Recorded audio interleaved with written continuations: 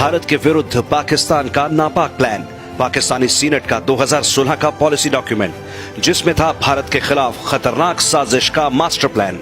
इसका नाम था policy guidelines in view of the latest situation developing between India and Pakistan.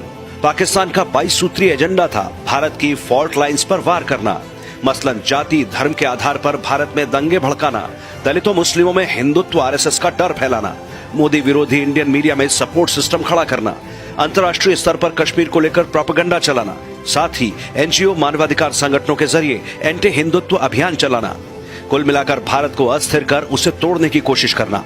Pakistan के उस समय के defence minister Khawaja Mohammad Asif, defence secretary, PM के एडवाइजर सरताज अजीज के अलावा 13 सीनेटर की कमेटी ने इसे मिलकर बनाया था। और सबसे बड़ा सच यही है कि पॉलिसी डॉक्यूमेंट तैयार होने के बाद से लेकर अब तक भारत के अंदर जितने बड़े घटनाक्रम प्रत्यक्ष हुए, उनकी भविष्यवाणी इसी रिपोर्ट में हो गई थी। भले ही उन घटनाक्रमों में पाकिस्तान सीधे शामिल था या नहीं, मगर भारत में ठीक वैसा ही हुआ जैसा पाकिस्तानी रिपोर्ट में लिखा गया था। मसलन सबसे ताजा घटनाक्रम कुलभूषण जाधव का है, जिसका जिक्र तक इस रिपोर्ट के पॉइंट नंबर 5 में है। इंटरनेशनल कोर्ट ऑफ जस्टिस में वैसा ही चल रहा है जैसा रिपोर्ट कहती है। आईसीजे में जब पाकिस्तान ने अपना पक्ष रखा तो भारत के द क्विंट, इंडियन एक्सप्रेस और फ्रंटलाइन में छपी रिपोर्टों को पेश किया। 3 भारतीय पत्रकारों की रिपोर्टों को भी वहां दिया गया। ये नाम है करण थापर, चंदन नंदी और प्रवीण स्वामी। पाकिस्तानी रिपोर्ट के पॉइंट नंबर 9 में साफ लिखा है कि भारतीय मीडिया में आउटरीच बढ़ाए और उसी भारतीय मीडिया का इस्तेमाल अंतर्राष्ट्रीय अदालत में पाकिस्तान कर रहा है। कुलभूषण जाधव के मामले में पाकिस्तान बेनकाब हुआ है, मगर जाने ऐसे कितने मामले हैं जहां पाकिस्तान ने अपने मंसूबों के लिए भारतीय मीडिया के एक हिस्से का इस्तेमाल किया, जिसे भारतीय समाज समझ नहीं पाया। साफ है कि पाकिस्तान इसी पॉलिसी डॉक्यूमेंट की राह पर है। रिपोर्ट के पॉइंट नंबर 8 में लिखा है कि मुस्लिम, सिख, ईसाई और दलितों में जो आपसी भेद का भाव है उसे हाईलाइट करें। अब याद करें, हाल में दलितों पर अत्याचार की कई घटनाएं अचानक से मीडिया में उठी। भीमा कोरेगांव बीते 2 साल की ही पैदाइश है। अखलाक पहलू जैसे मामले भी हाल ही में मीडिया ने उठाए। भीम आर्मी, जगदीश मेवानी जैसे नेता हाल में पैदा हुए। इसी समय में उमर खालिद और कन्हैया भी हीरो बने। अर्बन नक्सलियों के समर्थन में रैलियां अचानक से बढ़ी और उन्हें विक्टिम साबित करने की कोशिश हुई। मीडिया का एक हिस्सा इन सब पर वैसे ही लिखता है, वैसे ही दिखाता है जैसे पाकिस्तान की ये रिपोर्ट चाहती है। तो फिर सवाल ये कि क्या ये सब चेहरे पाकिस्तानी इंटेलिजेंस के मोहरे हैं? 8वें पॉइंट में प्रधानमंत्री नरेंद्र मोदी का नाम है, आरएसएस और हिंदुत्व भी लिखा है।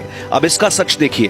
बीते कुछ समय में राहुल गांधी समेत कांग्रेस और दूसरे राजनीतिक दलों के तमाम दिग्गजों ने एक साथ संघ और हिंदुत्व पर प्रहार शुरू किए। मुस्लिम विक्टिमाइजेशन और दलित विक्टिमाइजेशन का नैरेटिव खड़ा करके आरएसएस और मोदी को मुस्लिम दलित विरोधी साबित करने की कोशिश हुई। अब इसके पीछे कौन सी अंतर्राष्ट्रीय एजेंसियां और लॉबिस्ट हैं, इस पर लंबी बात हो सकती है। ये सब इसी रिपोर्ट में तो लिखा गया था, जिसे प्रत्यक्ष होते भारत की जनता देख रही है। तो भारत की जनता का सवाल भी है, क्या ये चेहरे पाकिस्तानी सीनेट और इंटेलिजेंस के मोहरे हैं? जम्मू कश्मीर पर अंतर्राष्ट्रीय कॉन्फ्रेंस की बातें पॉइंट नंबर 18 में है। ये भी हाल में लंदन में हुई है और ऐसा वो पहले कई देशों में करते रहे हैं।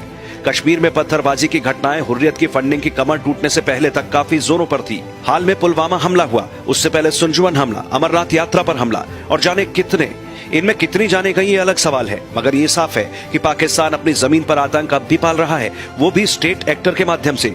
जबकि रिपोर्ट में नॉन स्टेट एक्टर पर रोक लगाने की बात है। ठीक ही तो है।